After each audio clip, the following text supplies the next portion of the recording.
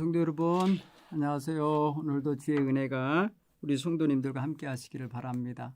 특별히 오늘 또 우리 사무엘하 말씀을 가지고 공부할 때 하나님의 은혜가 크게 임하는 그런 시간이 되기를 바랍니다. 오늘은 다윗 왕이 하나님 앞에 커다란 죄를 범하는 이야기를 잠깐 말씀을 통해 읽고 그 다음에 함께 공부하는 시간을 또 나눠보도록 하겠습니다. 사무엘하 11장에 등장하고 있는 다윗이 우리아의 아내 밧세바를 범하는 과정을 성경이 고발하고 있는 내용을 우리가 읽게 될 텐데, 여러분 이미 우리가 이 말씀은 여러 번 설교를 통해서 듣고 읽어봤기 때문에 이 말씀을 한번 조금 새로운 각도로 접근해 보도록 하겠습니다. 먼저 하나님 말씀을 읽겠습니다. 11장. 그 해가 돌아와 왕들이 출전할 때가 되매 다윗이 요압과 그에게 있는 그의 부하들과 온 이스라엘 군대를 보내니 그들이 암몬 자손을 멸하고 랍바를 에워쌌고 다윗은 예루살렘에 그대로 있더라. 저녁 때에 다윗이 그의 침상에서 일어나 왕궁 옥상에 거닐다가 그곳에서 보니 한 여인이 모욕하는데 심히 아름다워 보이는지라. 다윗이 사람을 보내 그 여인을 알아보게 하였더니 그가 아뢰되 그는 엘리암의 딸이요 햇사람 우리아의 아내 밧세바가 아니니까 하니, 다윗이 전령을 보내 그 여자를 자기에게로 데려오게 하고 그 여자가 그의 부정함을 깨끗하게 하였으므로 더불어 동침하며 그 여자가 자기 집으로 돌아가니라. 그 여인이 임신하매 사람을 보내 다윗에게 말하여 이르되 내가 임신하였나이다 하니라.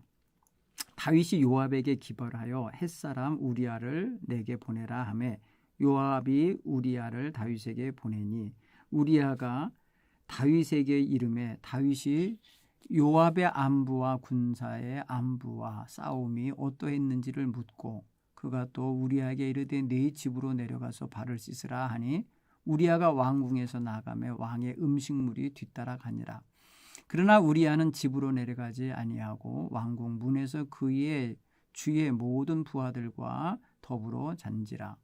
어떤 사람이 다윗에게 아뢰되 우리아가 그의 집으로 내려가지 아니하였나이다. 다윗이 우리에게 이르되 네가 길 갔다가 돌아온 것이 아니냐, 어찌하여 네 집으로 내려가지 아니하였느냐 하니, 우리아가 다윗에게 아뢰되 언약궤와 이스라엘과 유다가 야영 중에 있고 내 주 요압과 내 왕의 부하들이 바깥 들에 진치고 있거늘 내가 어찌 내 집으로 가서 먹고 마시고 내 처와 같이 자리이까. 내가 이 일을 행하지 아니하기로 왕의 살아계심과 왕의 혼의 살아계심을 두고 맹세하나이다 하니라. 다윗이 우리에게 이르되 오늘도 여기 있으라. 내일은 내가 너를 보내리라. 우리아가 그날에 예루살렘에 머무니라. 이튿날 다윗이 그를 불러서 그로 그 앞에서 먹고 마시고 취하게 하니 저녁 때에 그가 나가서 그의 주의 부하들과 더불어 침상에 눕고 그 집으로 내려가지 아니하니라. 아침이 되매 다윗이 편지를 써서 우리아의 손에 들려 요압에게 보내니 그 편지에 써서 이르기를 너희가 우리아를 맹렬한 싸움에 앞세워 두고 너희는 뒤로 물러가서 그로 맞아 죽게 하라 하였더라. 요압이 그 성을 살펴 성사들이 있는 것을 아는 그곳에 우리아를 두니 그 성 사람들이 나와서 요압과 더불어 싸울 때에 다윗의 부하 중 몇 사람이 엎드려지고 햇사람 우리아도 죽으니라. 요압이 사람을 보내 그 전쟁의 모든 일을 다윗에게 보고할세 그 전령에게 명령하여 이르되 전쟁의 모든 일을 네가 왕께 보고하기를 마친 후에 혹시 왕이 노하여 네게 말씀하시기를 너희가 어찌하여 성에 그처럼 가까이 가서 싸웠느냐, 그들이 성 위에서 쏠 줄을 알지 못하였느냐, 여룹세벳의 아들 아비멜렉을 쳐 죽인 자가 누구냐, 여인 하나가 성에서 맷돌 윗짝을 그 위에 던지매 그가 데메스에서 죽지 아니하였느냐, 어찌하여 성에 가까이 갔더냐 하시거든 네가 말하기를 왕의 종 햇사람 우리아도 죽었나이다 하라. 아멘. 오늘 여기 죄가 눈덩이처럼 커가는 이야기를 보게 됩니다. 다윗이 한때는 그래도 굉장히 참 백성을 위하는 사람, 그리고 군사들과 함께 정말 전장을 누비면서 생사고락을 함께했던 그런 장수였는데 이제 왕이 돼가지고 백성들만 이제 전쟁에 나가고 왕은 왕궁에서 이제 전령들이 전해주는 승전보만 받게 되는 형편이 됐어요. 어떻게 보면 굉장히 체계화된 나라가 된 거고 국방이 튼튼하게 된 거고 그다음에 군대와 왕의 역할이 분리되어 있는 거고 왕은 나름대로 그런 면에서 권위가 있고 위치가 서게 된 거라는 점에서는 좋아요. 그런데 오늘 성경 이야기를 보니까 왕이 초라하게 무너지는 장면이 나와요. 그러면 왕의 군대는 강하여 적을 물리치고 있는 상황에서 왕은 약하여 사탄에게 무너지고 있는 장면을 보게 되는 거예요. 나라는 튼튼하게 적들을 물리치면서 강성한 나라가 되는데 그 나라를 다스리는 임금이 죄에게 무너져서 정말 형편없이 거꾸러지고 있는 상황을 성경은 아주 정말 예리하게 찔러내고 있다는 걸 알 수 있습니다. 여러분 모두가 다 잘해야 되는 게 맞죠. 전쟁을 나간 병사들도 정말 임전무태하는 자세로 승전을 해야 되는 거고 전쟁을 수행하라고 명령을 내린 왕도 후방에서 나라를 잘 다스리고 왕으로서의 체신과 그 본분을 다 감당하는 게 맞죠. 그게 정상이죠. 그걸 보니까 정말 그에 합당하게 서지 못하면은 그냥 오늘날 같으면은 매스컴이 얼마나 비난을 하겠습니까? 응? 나라에 큰 재난이 생겼는데 왕은 딴짓을 했다. 그러면 그게 얼마나 비난받을 일이냐는 거죠. 몇 주 전에 우리 제천 봉양에 큰 산불이 났을 때에 충청북도 도지사가 어느 모임에 가서 술판을 벌이고 있었다. 이래갖고 말입니다. 같은 날 같은 시간에 한쪽에서는 불이 나가지고 산불이 나서 중내산에 하면서 비난하면서 불을 끄고 있느라고 정신이 없는데 도지사라는 사람은 한쪽에서 술을 마셨다. 나중에 이걸 어떻게 설명해야 될지 괴로워할 겁니다.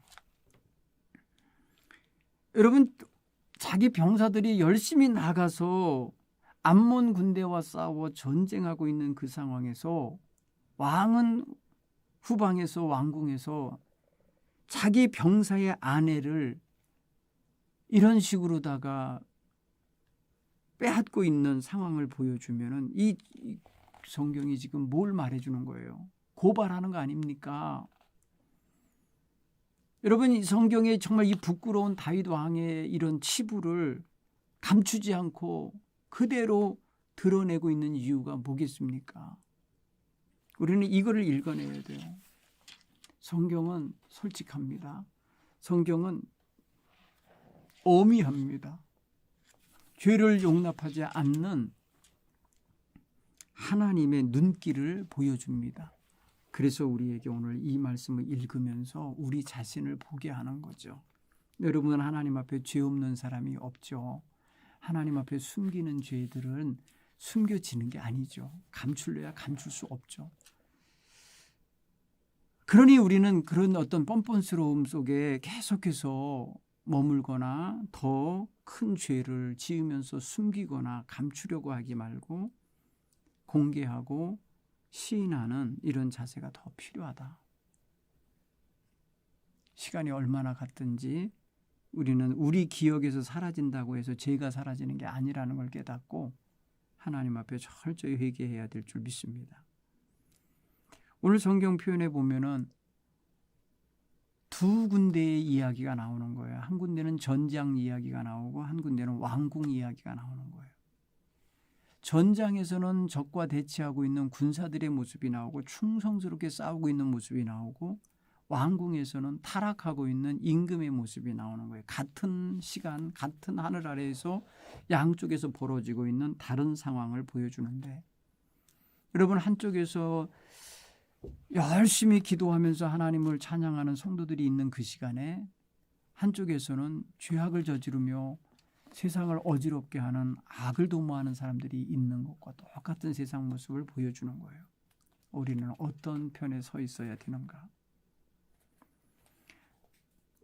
두 번째는 여러분, 다윗이 무너지게 되는 상황을 가만히 여러분 주시해 보면 다윗은 누가 무슨 죄져라 해가고 옆에 와서 촉구한 게 아니고 그가 아름다운 목욕하는 여인의 모습을 보고 난 다음에 죄 짓는 과정으로 빠져드는 걸 볼 때에 그가 보지 말아야 될 것을 보았다는 것도 되고 보고 난 다음에 무시하고 외면했어야 될 텐데 거기에 집착했다는 거하고 그 다음에 그것에 대해서 끌려가고 있다는 거죠. 그때부터는 정말 자기가 주도하는 것 같지만 사실은 아니에요. 죄가 주도하고 있는 거예요.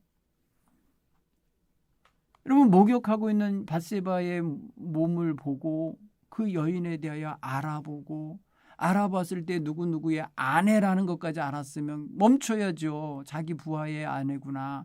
내가 돌봐야 될 내 군사의 아내구나라면 적극 보호하는 태도를 보여야 되는데 거꾸로 행동하잖아요. 보호가 아니라 빼앗는 행동을 하잖아요. 여인을 탐하는 행동을 보이잖아요. 그래서 밧세바가 목욕을 했기 때문에 부정함도 다 치웠겠구나 이렇게 생각을 한 거예요. 그리고 난 다음에 여인을 불러서 정말 동침했다라고 성경은 말하는데 여러분 여인이 달거리를 하고 난 다음에 이제 씻게 돼 있거든요. 이렇게 정결하게 하는 건데 그러고 나면 말입니다. 임신하게 돼 있잖아요. 그러면은 임신할 여지가 충분히 또 생기는 거 아니에요. 그 다음 것이. 그런데 여러분 다윗은 지금 그 여인에게만 탐하지 그 다음 일, 그 다음에 어떻게 더 번질 것인지까지 생각 못해요. 죄는 현장에 있는 거에 취하게 하지 그 결과, 그 이로 인해서 일파만파 벌어질 것까지 못 보게 해요. 여러분 죄 짓는 사람들이 다 즉흥적으로 했다든지 뭐 우발적으로 했다든지 아니냐 안 그래요. 그건 사단이 벌써 이미 아주 교묘하게 그 결과까지 이미 다 꽤 맞춰놓고 거기에 빠져들게 하는 거라는 걸 알아야 돼요. 인간이 모를 뿐이에요. 다윗이 여러분 이렇게 죄 지어놓고 났을 때 임신했다는 소식을 전해받자마자 행한 행동을 보세요. 은폐 행동을 하죠. 자, 남의 여인을 취했어요. 음란한 짓을 했어요. 그런데 그것에 씨가 맺혀졌어요. 생각 못했던 거예요. 임신을 했네.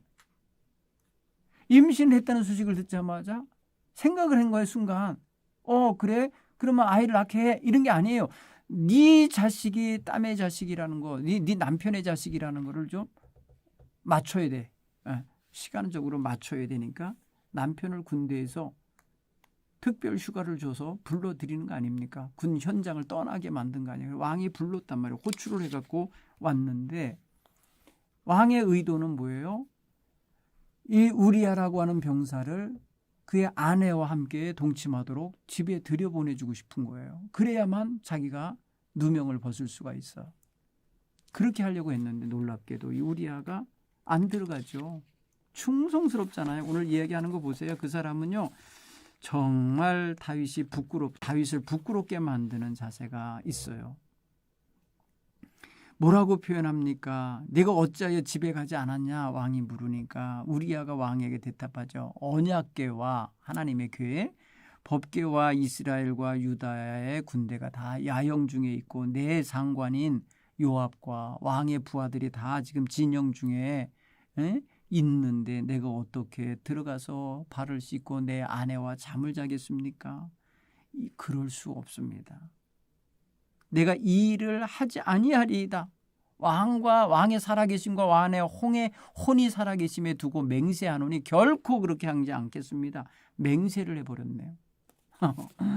여러분 이게 지금 다윗에게 얼마나 부끄러움을 주는, 물론 부끄러움이나 느꼈을지 모르겠지만 안 느꼈을 것 같아요. 오히려 화가 나는 거죠. 자기 뜻대로 안 되니까. 그 다음날 그냥 실컷 취하고 먹게 만든 다음에 그냥 그대로 그가 왕궁 근처에 부하들과 함께 자는 걸 알고 그 다음날 편지를 써서 그 우리아의 손에 들려서 요압 사령관에게 보내잖아요. 여러분 그 내용을 보면 어때요? 이 충성심에 의하여 막혀버렸잖아요. 자기의 은폐하려고 했던 죄를 은폐하려고 하는 시도가 막히자 그 다음에 찾아낸 방법이 뭐예요? 그러면 이 남편을 죽여버리자예요. 이 남편을 없애버리자. 그러면 이 여자를 내가 합법적으로 데려올 수 있다. 이렇게 생각한 거예요. 자 보세요. 보는 데서부터 음욕이 생겼죠. 그것도 이미 죄잖아요. 여자를 보고 마음에 음욕을 갖는 것 자체가 간음이니라 했잖아요. 예수님 말씀대로.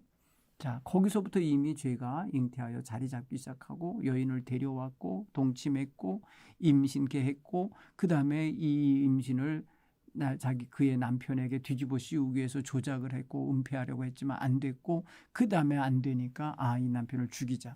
여러분 죄가 어떻게 돼가요? 점점점 눈덩이처럼 커가고 있죠. 여러분 죄라는 확장성이 있어요. 죄는 점점 확장성이 작은 거짓말이 점점 커지는 거죠. 옛날에 여러분 그런 동화를 읽었던 것 같아요. 뚝방에 작은 이렇게 물이 새는 자리가 있는데 그거를 처음에는 손가락으로 막다가 계속 더 나오니까 손가락 2개로 막다가 안 되니까 주먹으로 막다가 나중에는 몸으로 막아서 그 아이가 그 물에 물 나오는 거를 막느라고 죽었다고 하는 이야기가 있었어요.